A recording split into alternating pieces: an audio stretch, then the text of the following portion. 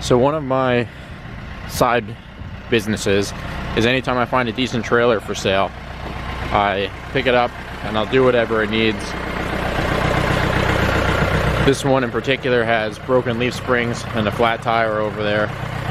I'm going to pull it forward, measure the leaf spring spacing, and that way I can get the new stuff ordered.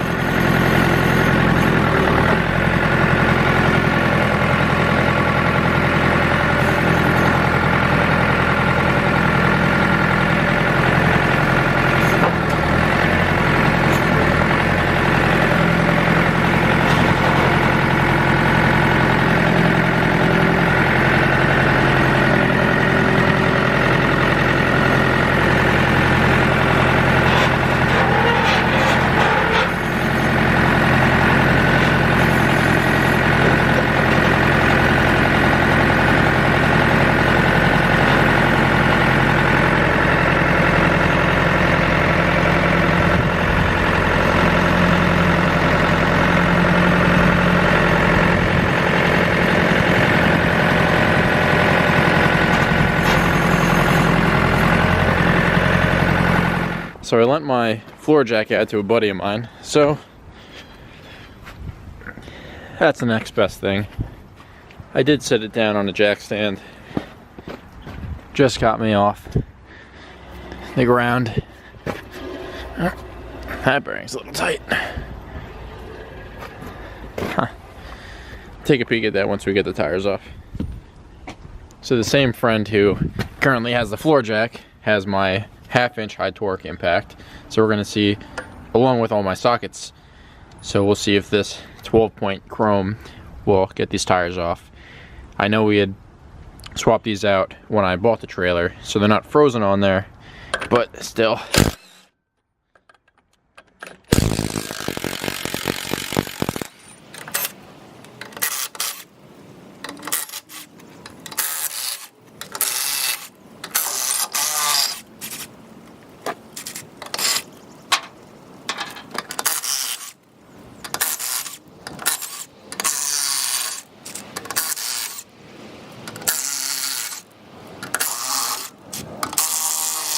Okay, so now the day that I had bought this was right after the leaf springs had snapped and the tires were actually rubbing up against the inner fenders.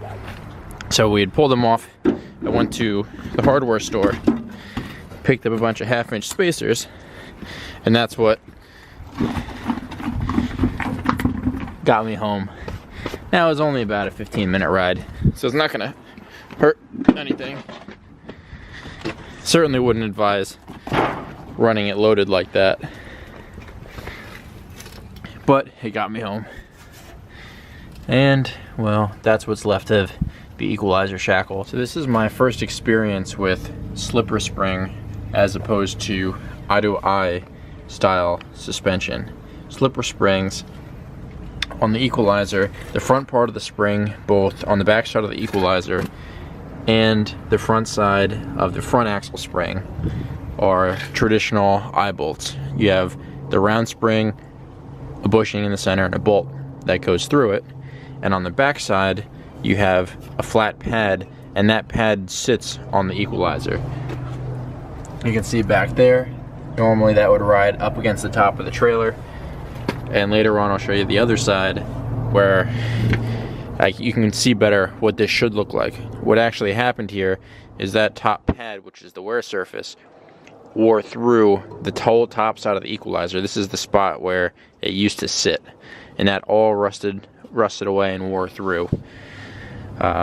So I believe this is a 7,000 pound spring, and the closest size that I could find to this is a 26 5/8, and that's measured from the center of the front eye bolt to the very back end of the leaf spring. And since I can't get a straight shot with the axle in the way, I believe that's what it is. They also offer a 27 inch, but the 27 inch size doesn't come in a 7,000 pound capacity. So I'm gonna go with a 26 5/8 inch size, and then I just need to find out what I need to do for the equalizer spring and order one of those. It looks like this trailer uses a swan shaped equalizer. So rather than a traditional one that just looks like a piece of C-channel, he uses one that has little tabs, and the slipper spring, I guess, sits up there and it keeps it from moving forward. So I came around to the other side of the trailer, and you can kind of see in there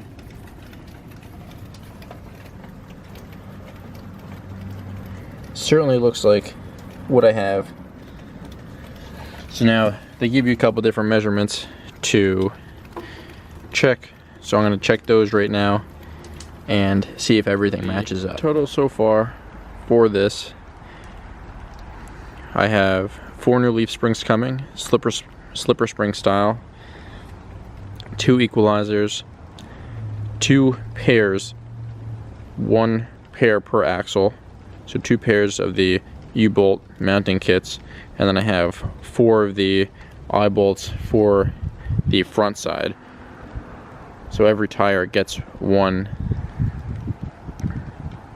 and the total came to $334.90. Should be here maybe by the end of the week or over the weekend. I'm gonna put the wheels on that side back together. That brings the total of this trailer is $334. So we're at $934 for this trailer. I picked it up about a week ago. It's a 20-foot, 14,000-pound basket up front, pinto hitch, good chains. Gonna have to figure out something for the wiring. I'll probably put a new box on it, which is what I do for most of it, and then run new wiring to the brakes and see if all of that works. Has ramps on it. Guy installed work lights at the very back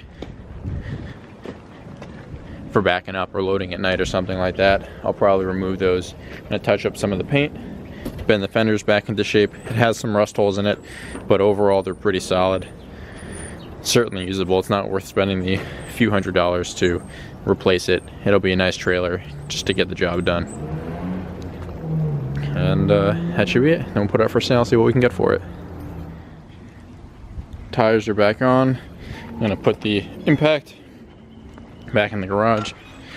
I'm gonna lift the back of the trailer back up.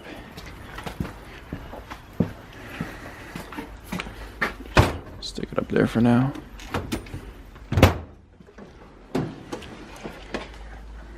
All of those impacts borrowed by friends.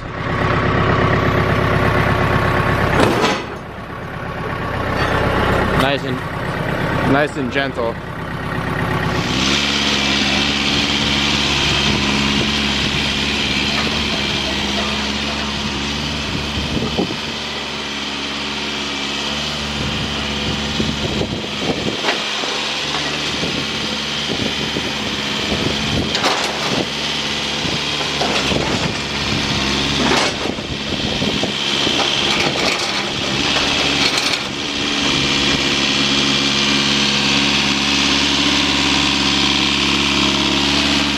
Try and fix my PJ dump trailer. It's pretty new. It's a 2015. I went to dump it the other day when it was really cold out, and it wouldn't dump. So I don't know if it's from the hydraulic being too cold. It's around 0 degrees. I had the battery tender on it, but wouldn't go up or down. So obviously now the battery's dead. You could hear the actuator clicking, so there's some charge. I'm gonna take my jumper pack and hook it up and see if we could run it off of that. So one thing I like about this newer JNC 770 versus the old one, the 660, it's the same battery pack, but they've added an on and off switch. So right now you can see it's reading 8.7 volts. This is without this on. Now I switch this to on and it's reading 12.5. We'll see if it'll go up and down on the battery pack.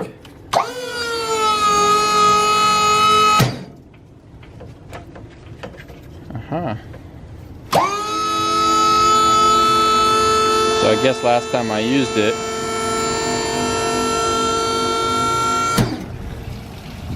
see all the water running out of the back. This thing hasn't been up in a couple months.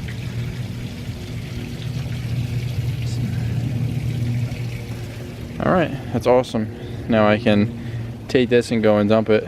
I'll let the water drain out of the back. So now that I got everything figured out for both trailers, we'll go over some upcoming projects on the backhoe.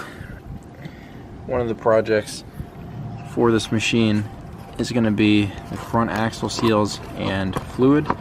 If you look up underneath, those caps have popped out on both sides. After that, this cylinder is leaking very badly.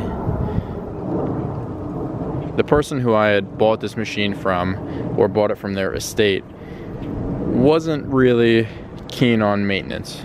I know the entire history of this machine. The contractor who bought it brand new, we still do work with currently, and he keeps everything very, very well maintained. It lived a hard life for the past 5 years or so when the mason who I bought it from owned it. We also did work with him. He just didn't take as good a care of his stuff. So it's going to need, this cylinder is going to get popped off to get replaced, and this one, that stabilizer cylinder, is going to get popped off and replaced. And then while those are being done, I'm going to do new bucket teeth since one was missing. This is a new tooth. So I'm going to pop all these off and put new ones on, and I'll keep this guy as a spare. And I'm going to try and do something about this bushing. It looks like that one had just been popped in at some point. As you can see, someone hacked this side up pretty good. And it looks like they did about as rough as you can do on a stick weld over there. I may just pop the entire backhoe assembly off. That way I could still use the front end of the tractor and maybe grease some of the stuff that's up under there, because I'm sure this rear section has never been taken off in the machine's life.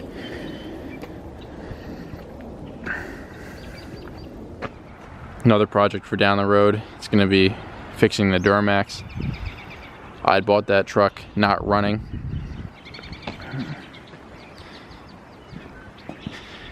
I found a pretty good deal on it on Facebook Marketplace.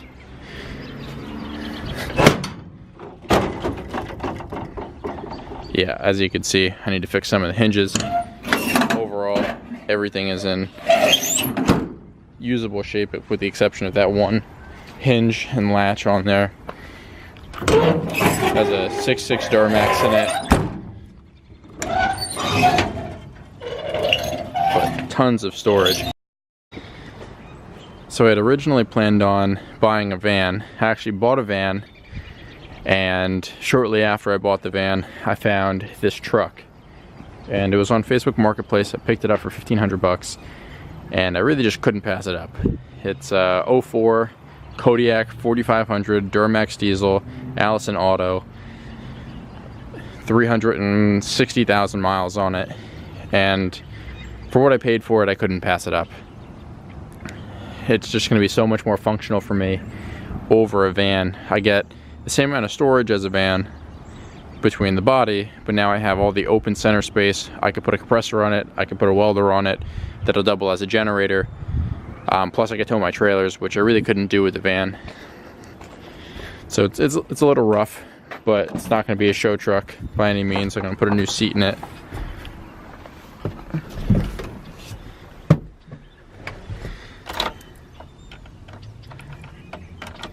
It's completely dead. Not surprised. But overall, nice truck. Excited to get it on the road. It either has a bad piston or bad injectors. The guy who I bought it from said it had a bad piston, but kinda sounds the same as a bad injector. I do have a full set of 8 injectors in there that were brand new in a motor that the guy thought he had injector issues, put new injectors in it. It really ended up being something else in the motor, and then they scrapped the rest of the motor and he bought a whole new assembly. And so he had extra injectors. So I have 8 new injectors sitting in that first box. We're going to do a compression check on the motor and see if it's holding compression. And if it is, I'll get the 8 injectors tested at a local diesel shop who has the big Bosch testing machine. They'll test all of them, and then I'll just go ahead and put in whichever 8 test out the best, and hopefully that'll do it and get it on the road. It does have a little oil leak that I'm also going to try and address.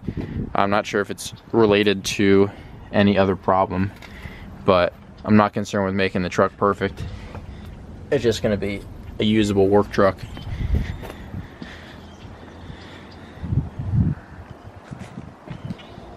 And load it out with tools. My thoughts so far are get a Miller Bobcat welder generator, toss it up on the one side, and then put a gas-powered compressor on the other side. That's what most people would run. The in-between of that would be to do the gas-powered welder generator, and then I have a good-sized electric compressor that I could just bring with me and plug it into a generator side on the welder. The other option would be just to get a portable generator, and I have my Hobart 210 in there, which is a dual voltage machine, pretty portable MIG welder, and just have a regular generator to run my Hobart welder as well as the stick welder that I'm going to buy, as well as the air compressor. And I haven't quite decided on what I want to do yet. As much as it's nice to have everything on board, I don't really do a whole lot of welding. I don't do at least mobile welding. I don't really do. So that's kind of up in the air. I'll see what kind of deal I can find on that.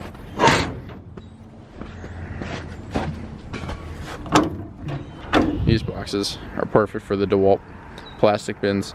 That's what I'm going to run. I'll end up painting the body. That one doesn't have a spring on it.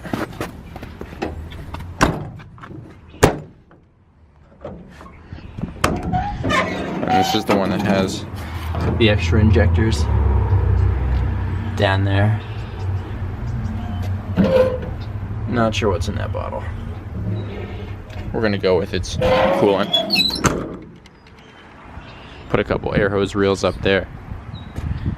Maybe a ladder rack. I'm gonna paint the rims black so they won't show up as dirty and won't show up the rust. It'll be a pretty nice looking truck. Maybe new steer tires. The backs were replaced not too long ago and look to have decent tread on them. Certainly serviceable.